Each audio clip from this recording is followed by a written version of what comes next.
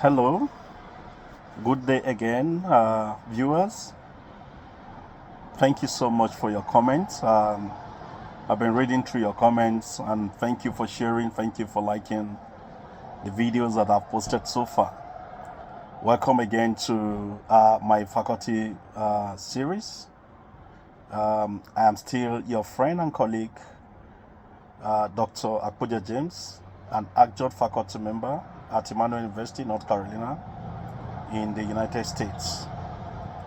In the spirit of achieving the right closure, that, like as mentioned last week during my video, when we discussed an ideal faculty class report, I remember emphasizing that there's always a need for a faculty to close the class properly by leaving behind a legacy, a report, so that others can review and carry on or continue from wherever you stop.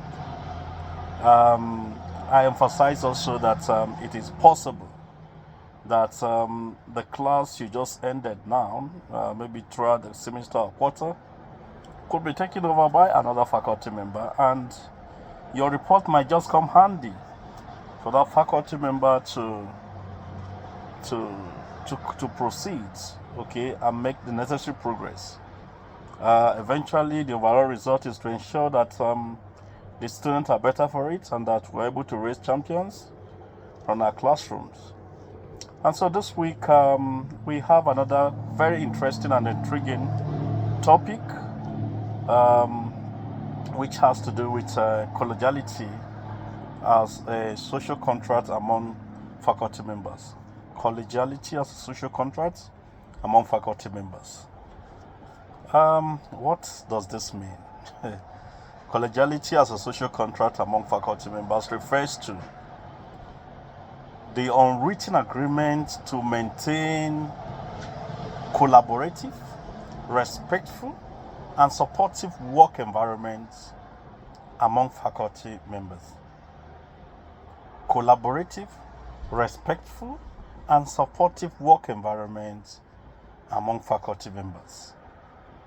So of course, from this explanation, you will see that collegiality could exist anywhere in our social strata, in the workplace, in the society, in the family. Once people collaborate respectfully to achieve a common goal and support one another towards achieving such common goal, then that collegiality as a social contract exists between them. Collegiality encompasses various aspects. For the purpose of this video, I will take a few of them and try to explain so that we could make the necessary progress. The first is mutual respect and trust. It is expected that as faculty members, you should have mutual respect for one another and trust yourself, so you're able to work together towards a common goal in the overall interests of the institution that you represent as an icon. 2, open communication and active listening. When you have open communication with faculty members, you listen actively to their points. Generally, this works in life, in our social environment. I remember one of my videos that I presented here, I talk about emotional intelligence, and this relates a kind of to that video. Listen attentively to what the next person is saying to get the details. Each person has an opinion, yeah? So when you get that opinion, you're able to respond properly. So open communication and active listening.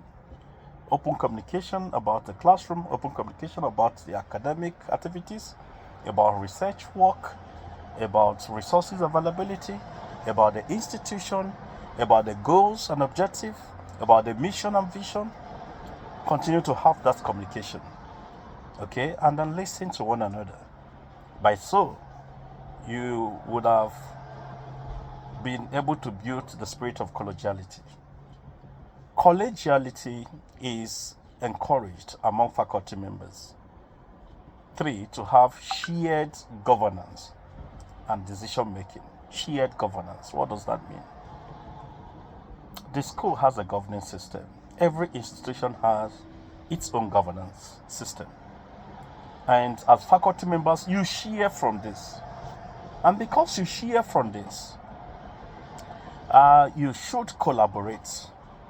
Because the intention, the overall intent is to ensure that you respect this governing system and you teach together towards that common goal, and your research endeavors is common.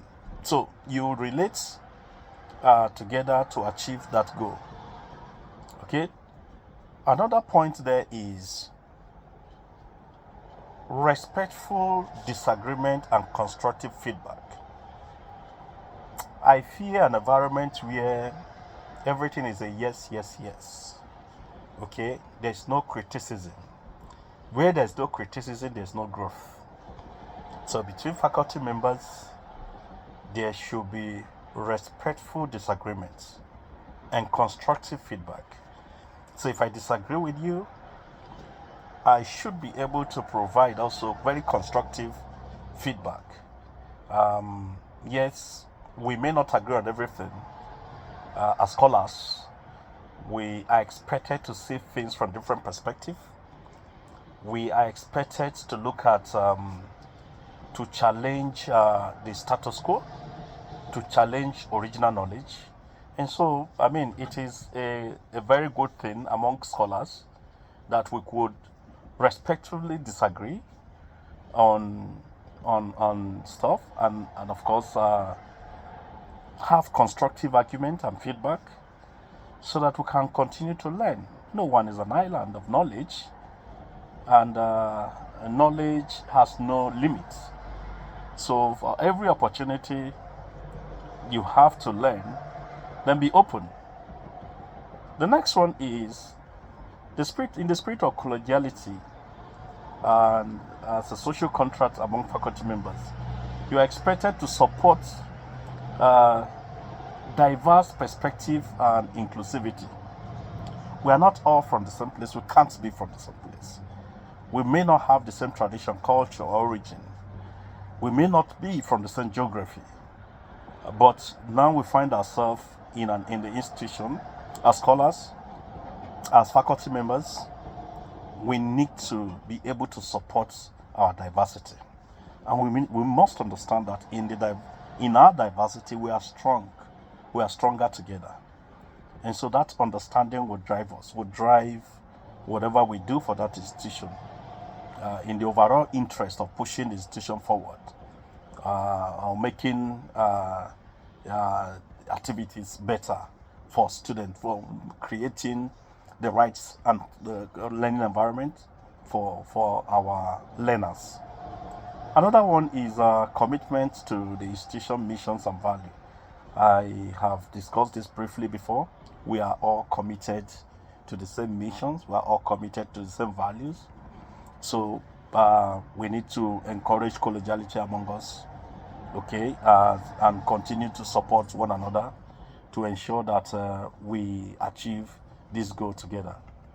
Then, of course, the last one I want to talk about is that in the spirit of collegiality, we need to be accountable and be professional.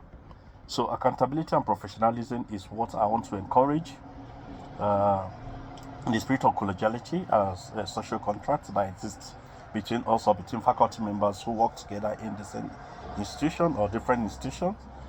Because whether you like it or not, as scholars, even if you don't work under the same roof or within the same institution, you work with the same strategic map, the same industry, and so you could meet anytime. So it is good that you are accountable, and of course you are professional at all times. I want to conclude that faculty members who uphold these tenets of social contracts can foster a positive and productive work environment, promoting a sense of community, friendship, continuity, and collective responsibility. It will in turn enhance the overall quality of education, research, service, and of course the provisioning of greater service by the institution to its wards. Collegiality, when encouraged between faculty members in the institution, will make the institution a better place to be. It will attract the institution with high level of collegiality, attracts great talents, perform excellently, and compete favorably in the academic strategic map. Thank you so much for listening. Until I come your way again, I still remain your friend and colleague, Dr. Akpoja James at Emmanuel University. Thank you for your time. I hope to see you again by next week with another video. Until then, I encourage you to listen attentively. Should continue to throw in against those comments. I appreciate them.